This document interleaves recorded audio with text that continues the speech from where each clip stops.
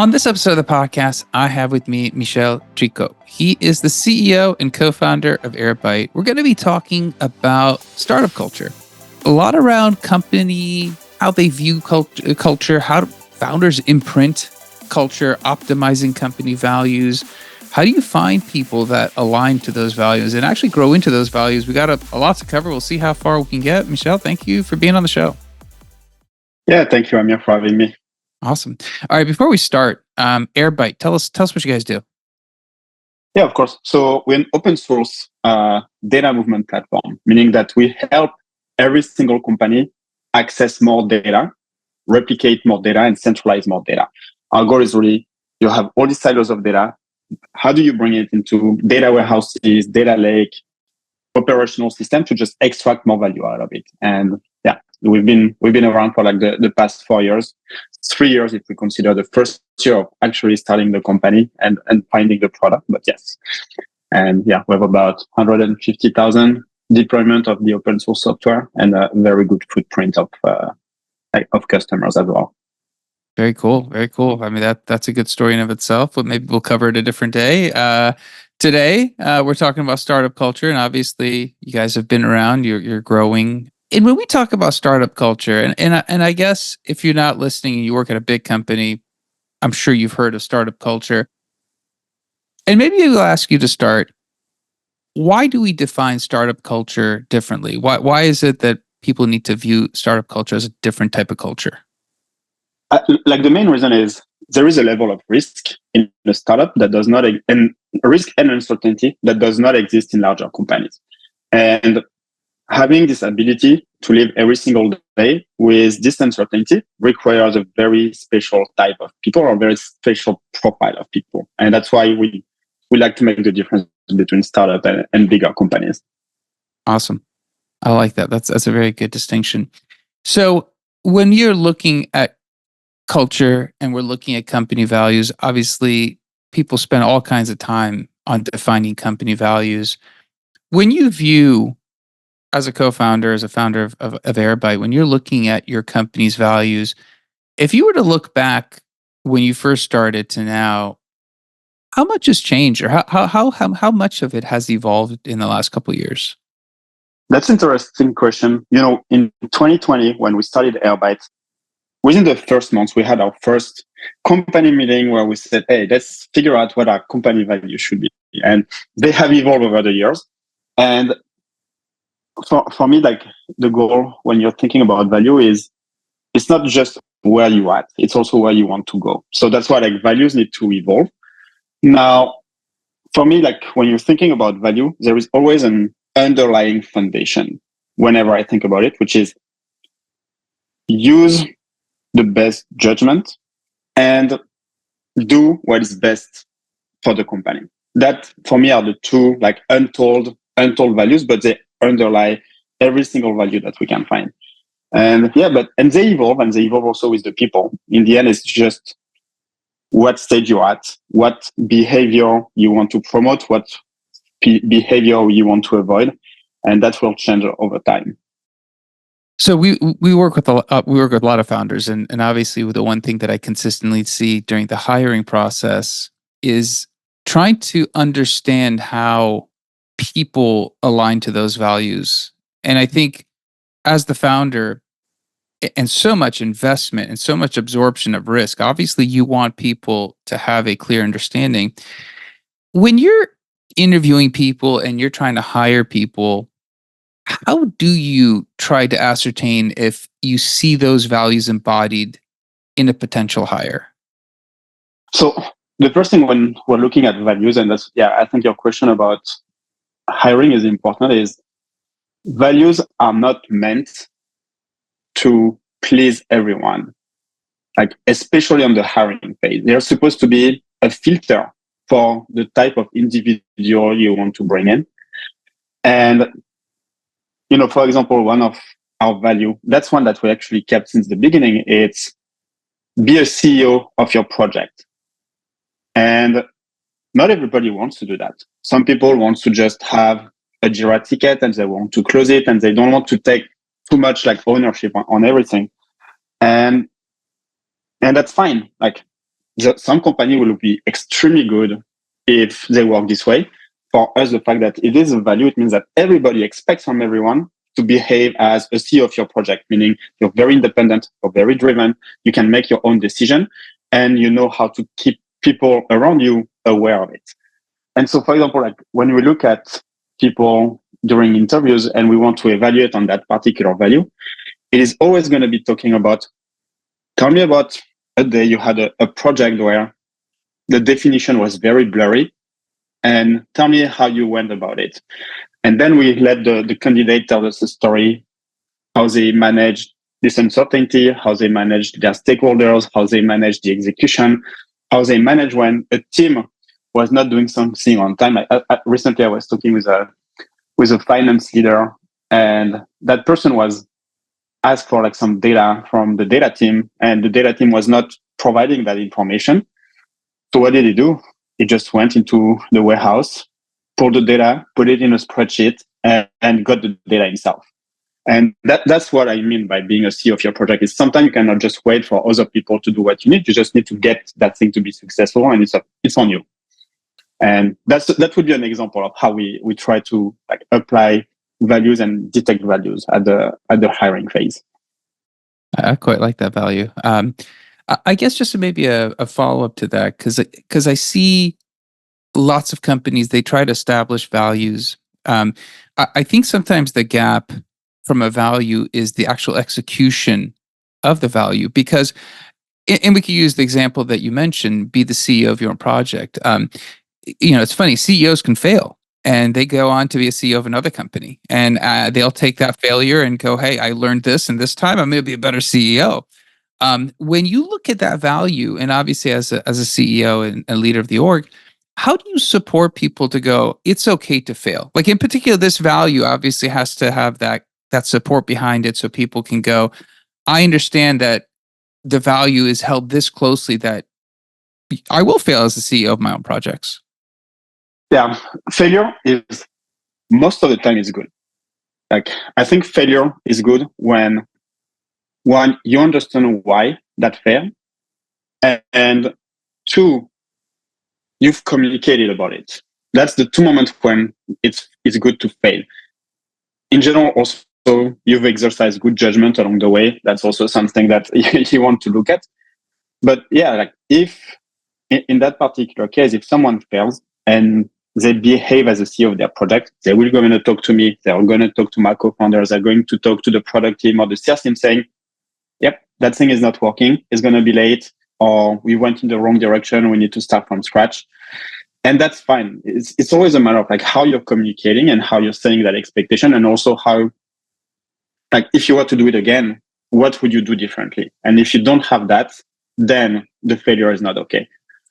And that's what, like, we do a lot of, for example, a lot of post-mortem, a lot of debrief whenever we have this type of failure. And even when we have successes, because you're always looking at what would I do differently that might lead to an even better outcome. So that's I think a way of looking at failure and even looking at successes. Yeah. I guess, as the founder, if you were to go back, obviously with the smallest size of the team, you guys, gals, and just guys generally speaking, but you individuals are very tightly focused on certain execution. It almost at that point, everyone that comes in, because you're so close to every individual, your culture's almost by osmosis is being imprinted on those first few people. And as obviously you grow, it might start shifting, it might start evolving, as it were. But that initial imprint, I guess I haven't asked this question of a founder before, but as that initial imprint and you start hiring and you find distance from it, do you sometimes look at that and go, it's part of the journey that I will have people that will interpret those values on their own and they'll start delivering it in their own words, because it will be different than your exact views on those cultures? Yeah, there is always going to be a little bit of a drift, and that's why also value evolves. Like you cannot just what I was saying before, which is, yeah, we had a set of values, and some of them we discarded because we thought that they did not matter. So they were not enough of a filter for the people we want to bring in. And sometimes just, people have a different interpretation, and maybe their interpretation is better. But ultimately, what you're doing when you setting up your value and your company culture is that you make sure that whomever works at Airbyte, for example, has no surprise about other behaviors. And that's what you want. Like, if you put someone who is just looking to get tasks assigned to them, and on the other side, you have someone who is a CEO of their project, and they interact with this other person, they will be surprised. They will not, like, something will be broken in what their expectation of that other person. And I think that's how, like, this imprinting remains, and how by growing the team, you keep that really alive. It's like you're building on top of the existing team, and this existing team has expectation about who they work with. And if they don't see the same behavior, that will course correct automatically. It's just, yeah. Now, if you triple the size of the team, that's when it's harder, because suddenly, like, the foundation is smaller than the newcomers. And that's where I think you need to be stronger. But we have not gone through that yet. So I don't know how to make sure that the imprinting continues to work. Yeah, no, that's good. That's good. And it's interesting. You mentioned, reducing actually the interaction amongst people. There's a similar expectation that other people have come in understanding how to operate within the values of the company. As you're kind of looking at, and again, you haven't gotten there, but as you're looking at the people you've hired and you get to reflect back and you get to observe them, how often do you guys get back together as a group to re-examine? You mentioned early on, you first set up the company values, but is it something that you spend time on yearly, 6 months, every couple of years? Or, I mean, you guys are a pretty young company anyways, so. I don't know if I think organically we're doing it once a year. And in general, it happens just after the summer. So in September and it also coincided with when the whole team gets together in San Francisco. So if we need to do some adjustment, if we need to do some new announcements, we can do it at that point. But organically, once a year. The thing also is, it is also something that you need to remind people every single day. And there are a few mechanisms that we have. One is around how we give feedback. It's around the type of question we ask when someone has a project. For example, like if you look at engineering, one of our value is building leverage, because building leverage is about creating a compounding effect on your technology, on your platform. So there is a lot of project where we're always going to say and ask, and people now do it all the time, which is, how is that building leverage for the team? How is that going to compound over time? And the other thing we do is we have this kudos channel. So every single day, that's one of my favorite channel, actually. People give kudos to other people.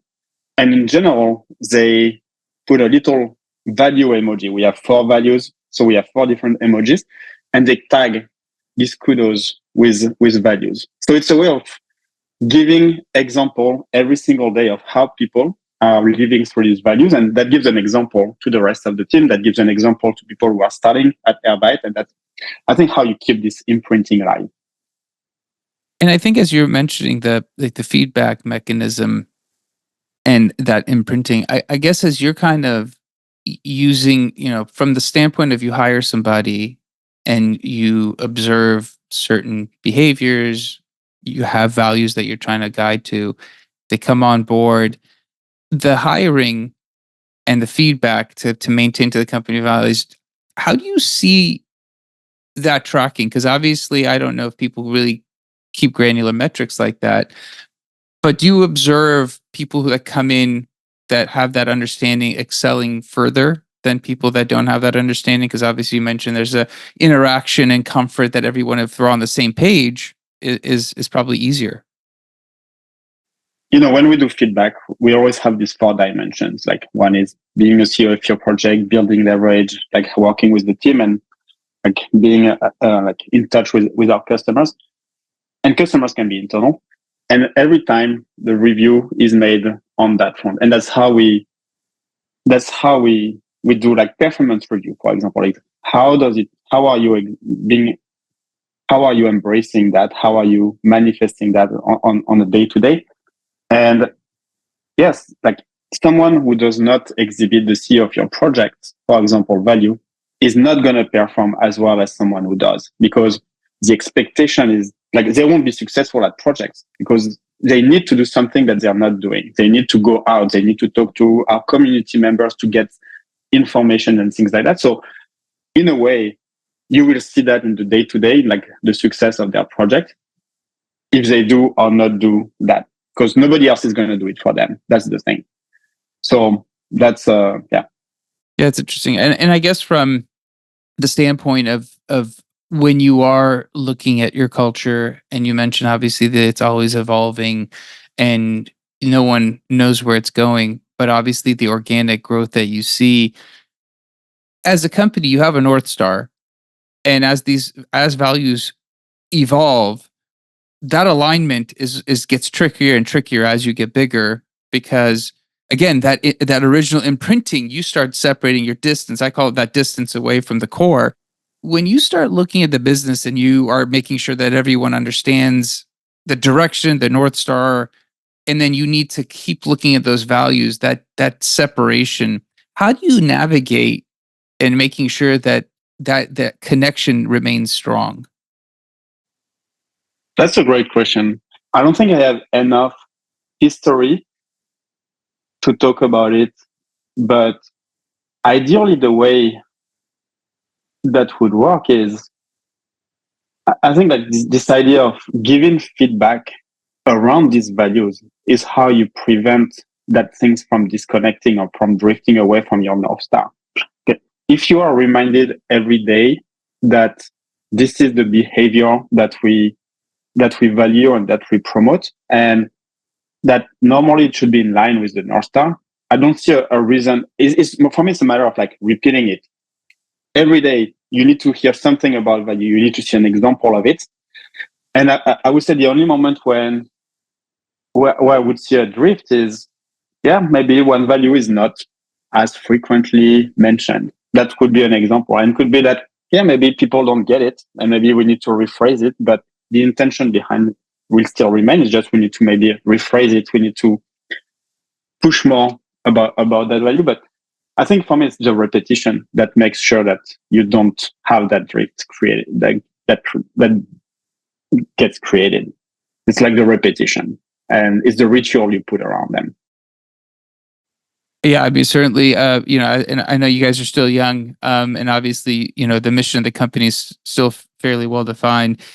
When you're looking, if you're going back to the hiring process, and as you are talking to people and you are looking at people and you're trying to ask questions to embody those values, how much do you, I don't know, it could be zero, it could be nothing, I don't know, but how much do you start forecasting, is this person going to add value, right? Everyone obviously likes people to come in to have that baseline, but also everyone would love somebody to be that value add. They can actually add their own, abilities to that cultural values and company values to help grow, as you've seen, as that separation grows, all that discussion.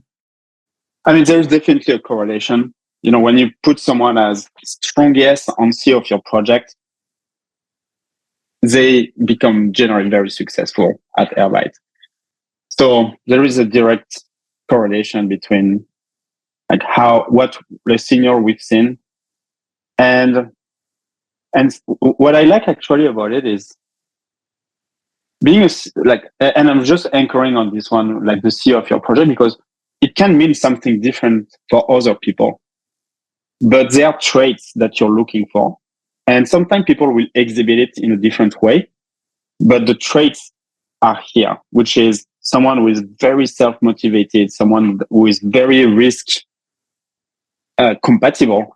And maybe they will exhibit it differently from like the initial people from the team, but the traits of self-driving, like being completely autonomous, being able to just get the information without like asking like 10,000 people, like those are things that like those are new behavior that get created, but they are always tied to this value of. So I think it's going to be more like new types of behavior are going to emerge, but they are always tied to that value of I know what I'm doing and I'm going to do it, and nobody else but me is responsible for the outcome of that project. So I don't know if that answers your question, but No, I think in a way you did. I think in a way you did, because it is interesting, because I think a lot of what I'm really taking away is, if you have the baseline and everyone is understanding the rhythm, the cadence that as expected, I think then your expected results and output, at least you have a baseline. When it's everyone is all over, and I think we see that at bigger companies, there's, the values are embodied, but there's just a lot of people, and as with more people, you do see variability. I guess a question for you, you're in the middle of growing a very, upward trajectory company. If you were to look back and say, hey, you're looking at somebody who's just starting a company and you've gone through understanding your company values, any advice for somebody at the early part of wanting to start a company on company values? absolutely. And it goes back to your first question, which is what is a startup culture? And I would make sure that within your value, you have something that makes sure that you get people that can live with risk, that can live with uncertainty, and that can live with, hey, nobody's going to do this thing for you. You have to do it yourself. And for a startup, I think this is the most important skill you need to be finding in the people you bring in. Like, if people are always waiting for you to tell them what to do, you're in trouble, because you become a bottleneck. People are going to be unhappy because one day they work on one project, and the day after, because you've discovered something new, they need to work on something else, and they won't enjoy that, switching and uncertainty. So I would say that's probably the most important thing I would look at, value wise or culture wise, is bring people that are compatible with startups. I like that. That's a good one, Michel. I know you got to get back to running your startup, so I appreciate your time. I appreciate the insights. If somebody wants to reach out to you we'll talk to you about Airbyte or about startup culture and company values, you've kind of given us a great overview and given us great details. What's a good way of connecting with you? Yeah, so two ways. Like the main one is going to be on LinkedIn. I try also to post a lot around company, around data and everything. The second one is just joining our data community on our Slack. We have close to 20,000 people, and people can reach me directly on this public Slack. So that's a nice way as well. Awesome. Well, thank you again. Thank you for your time. Thank you for being on and sharing. Thank you, Amir. All right. That's it for the episode. Be back again, different guests, different topic. Until then, two things. One, startup culture is not always easy. And I think Michel went through and kind of highlighted his journey, and they're in a great upward trajectory and great insights in terms of how they are evolving. Please share this with somebody else who might benefit. I'd appreciate that. Also, like, subscribe, comment. Let me know how the podcast is doing. Until next time, thank you and goodbye.